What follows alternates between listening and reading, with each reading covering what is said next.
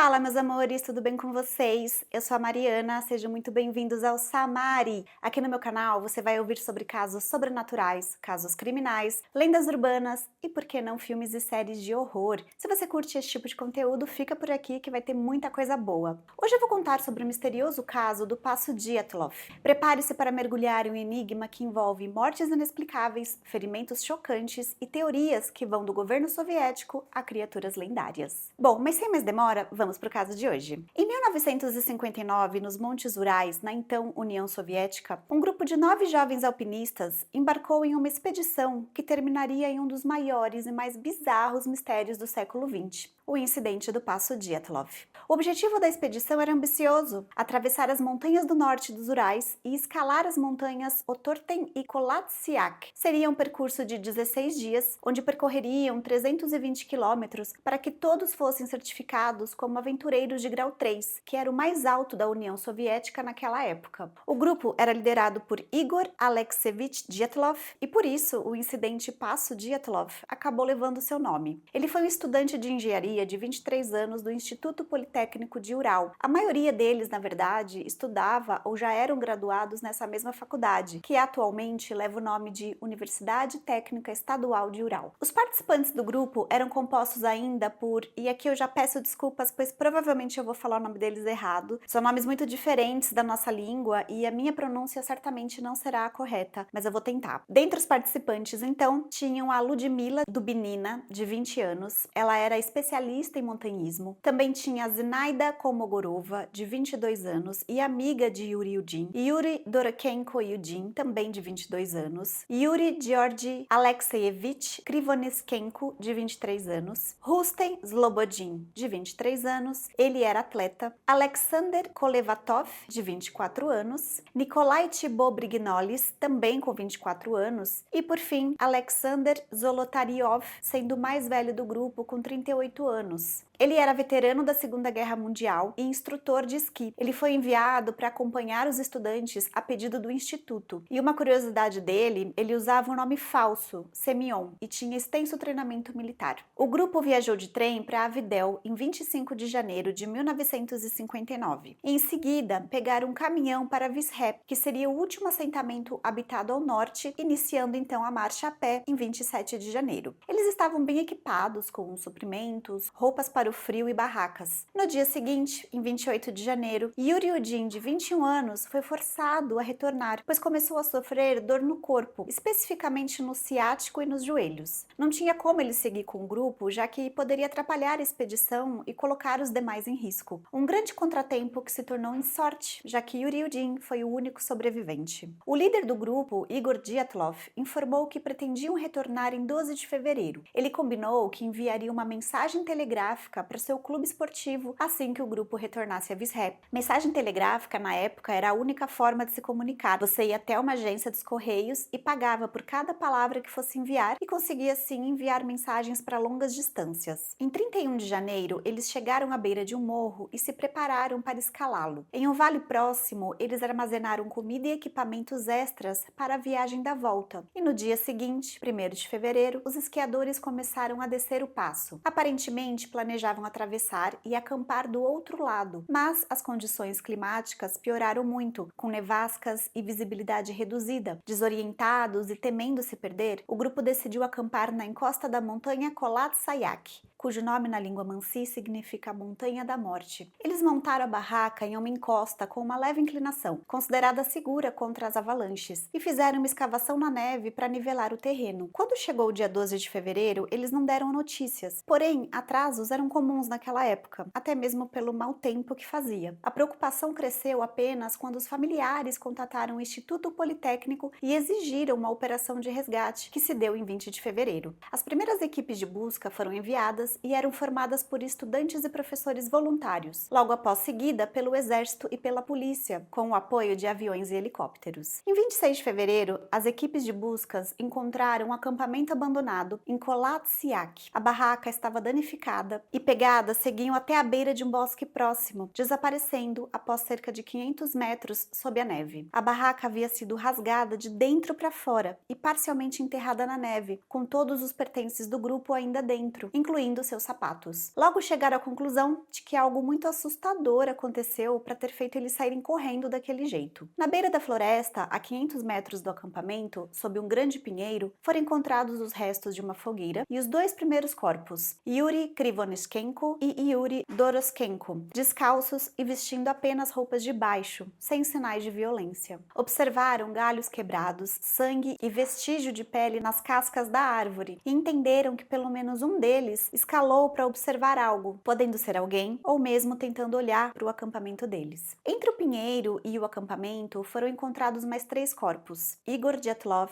Zina Komogorova e Rustem Zlodobin, dispostos de forma que sugeria uma tentativa de retornar à barraca. Eles foram encontrados separadamente à distância de 300, 480 e 630 metros do pinheiro. A investigação inicial concluiu que esses 5 morreram de hipotermia. Um dos corpos apresentava uma pequena fissura no crânio, inicialmente não considerada fatal, e outro com queimaduras nas mãos e pés, considerado normal por não estarem devidamente agasalhados para aquele frio. Mencionam ainda pele alaranjada e cabelos brancos, mas sem real motivo para aquilo. Não conseguiram localizar os demais integrantes do grupo de imediato, sendo encontrados em 4 de maio, mais de 2 meses depois. Foram encontrados sob 4 metros de neve em uma ravina na mata próxima ao pinheiro, a cerca de 100 metros dos primeiros corpos, em uma espécie de abrigo improvisado. A descoberta desses corpos mudou completamente o cenário, pois 3 deles apresentavam ferimentos fatais, 2 com costelas quebradas e fraturas cranianas e 2 com extensas fraturas torácicas. Alexander Zolotaryov e Ludmila Dubinina foram encontrados sem os olhos e Ludmila também estava sem a língua. A força necessária para causar tais ferimentos foi comparado a de um acidente de carro. Não havia ferimentos externos correspondentes, como se tivessem sido esmagados por uma alta pressão. Uma análise das roupas revelou ainda um elevado nível de radiação, sem qualquer razão para isso, já que não se encontravam próximos de nada que pudesse justificar aquilo. Tudo muito estranho. Evidências sugerem que o grupo foi obrigado a deixar o acampamento durante a noite, quando já dormindo teriam sido atacados por alguma coisa ou alguém. A temperatura estava extremamente baixa, por volta de 25 a 30 graus negativos, com tempestade e fortes rajadas de vento. Os montanhistas, ao tentarem fugir, estavam apenas parcialmente vestidos. Alguns deles tinham apenas um sapato, enquanto outros usavam somente meias. Outros foram encontrados enrolados em pedaços de roupas rasgadas, aparentemente arrancadas daqueles que já haviam morrido. Inicialmente, houve especulações sobre o povo indígena Mansi de terem atacado e assassinado o grupo por terem invadido suas terras. Mas as investigações logo indicaram que a natureza das mortes não suportava essa tese. As autoridades soviéticas não conseguiram determinar a causa exata das mortes, registrando que uma força natural desconhecida havia causado o ocorrido. A falta de explicações concretas e a atmosfera da Guerra Fria alimentaram diversas teorias. Eu encontrei diversas teorias para esse caso e consegui juntar aqui as mais popularmente conhecidas, que foram se formando ao longo do tempo. Teorias essas que deram vida para tentar explicar esse caso misterioso. A primeira teoria é a do infrassom, popularizada pelo livro Dead Mountain, ou Montanha Morta, produzindo infrassons capazes de induzir o pânico. O infrassom é uma onda sonora com frequência abaixo do limite audível para a maioria dos humanos. É uma forma de vibração semelhante ao som, mas que não é perceptível pelo ouvido humano. Pode ser causado por uma variedade de fontes naturais e artificiais. Fontes naturais incluem terremoto, erupções vulcânicas, avalanches, ventos fortes e até mesmo eventos como trovoadas e cachoeiras. Já a causa artificial, podendo ser por motores a diesel, turbinas eólicas, alto-falantes, trens e aviões. O infrassom teria causado ondas de radiação, desconforto físico e mental, levando o grupo a fugir da barraca em pânico. Ao descerem a encosta, teriam saído do alcance do infrassom, mas na escuridão não conseguiram retornar ao abrigo. Os ferimentos traumáticos seriam resultado de quedas na ravina. A segunda teoria seria a de testes militares. Há relatos de testes de bombas aéreas pelos militares russos na área na época. As bombas teriam detonado perto do solo onde o grupo acampava, contaminando a neve, a deixando tóxica tóxica e causando danos internos nos corpos, com poucos traumas externos, semelhante aos encontrados em algum dos membros do grupo. Eles então teriam montado esse cenário para a morte dos integrantes do grupo para cobertar qualquer indício de sua participação no local. Em uma terceira teoria, surge a de avistamentos de esferas brilhantes no céu. Um outro grupo, que estava a 50 quilômetros ao sul do incidente, relataram terem visto esferas laranjas ao norte, na direção da Montanha dos Mortos, no dia do possível acidente. Avistamentos similares aconteceram em Ivden e aos redores do monte, e foram frequentemente vistos em fevereiro e março de 1959. A quarta teoria seria a do desnudamento paradoxal. A hipotermia severa pode induzir um comportamento em que a pessoa sente uma falsa sensação de calor e retira todas as roupas. 6 dos 9 esquiadores morreram de hipotermia. No entanto, o fato de outros membros terem pegado roupas dos que já haviam morrido permanece um mistério. Na fuga, como saíram sem proteção do frio, os que conseguiram ir mais longe pegaram as roupas dos que haviam ficado para trás na tentativa de se aquecer, onde derruba a teoria, já que eles estavam sentindo frio. A quinta teoria seria do Yeti. O termo Yeti refere-se a uma criatura mítica que, segundo a tradição popular, é conhecida também como Pé Grande ou Abominável Homem das Neves. O Yeti é frequentemente descrito como um ser grande e peludo, semelhante a uma mistura de humano com outro animal, como um macaco ou um urso, e que se esconde nas regiões mais remotas e inexploradas das montanhas. Essa teoria foi popularizada por um especial do Discovery Channel, que sugeriu que o grupo sofreu esse ataque por um Yeti devido à força necessária para causar os ferimentos. A teoria se baseia em relatos de pegadas grandes, a fuga em pânico da barraca e por uma anotação encontrada em um diário de um dos integrantes do grupo que dizia: "Agora sabemos que o Homem das Neves é real." Uma foto final do grupo mostraria uma silhueta grande e escura. No entanto, não há evidências concretas para essa teoria e nada disso é constatado no documento oficial. Em uma sexta teoria, surge a de uma disputa interna. Uma briga ou conflito generalizado entre os membros do grupo teriam terminado tragicamente, onde eles se mataram e os que sobraram morreram de hipotermia. Aqui se explica que a ausência dos olhos e da língua de 2 dos integrantes foi causado por animais no local, já após o óbito. E temos a sétima e última teoria, que é a da maldição ou forças sobrenaturais. As lendas da Montanha dos Mortos e a crença dos Mansi em espíritos das montanhas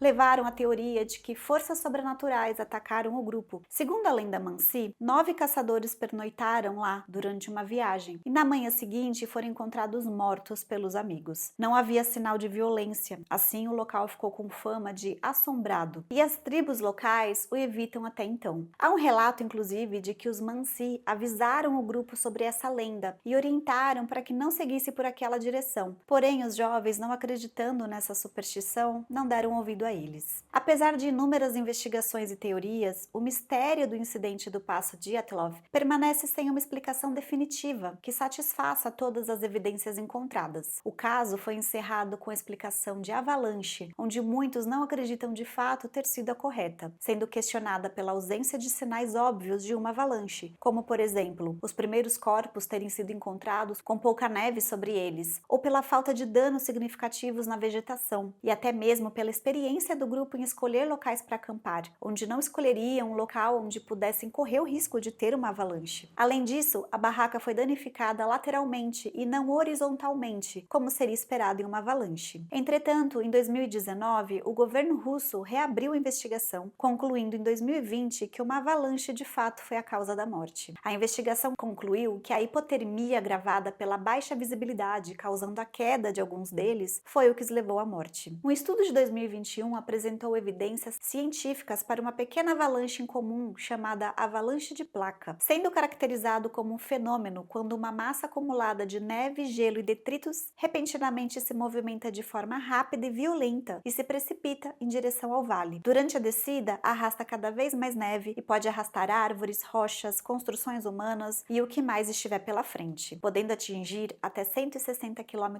por hora. Esse deslocamento de neve pode ser provocado por diversas causas, como a passagem de esquiadores, a ação de fortes ventos, propagação do som e por aí vai. As avalanches de placas são mais comuns em locais expostos ao vento, como cristas de montanhas e bordas de encostas. Apesar dessa chuva de teorias e o caso ter tido uma conclusão, a verdade sobre o que aconteceu naquela noite de fevereiro de 1959 pode nunca ser completamente revelada, e o incidente do passo Dyatlov permanece como um dos maiores enigmas do século XX. Mas e aí, qual das teorias você considera mais plausível? Comenta aqui embaixo se você conhece alguma outra teoria do que poderia ter causado a morte desses jovens. Então é isso, pessoal. Não se esqueça de curtir o vídeo, compartilhar com seus amigos e se inscrever no canal para mais mistérios intrigantes como esse. Obrigada para você que ficou até o final. Até a próxima. Tchau!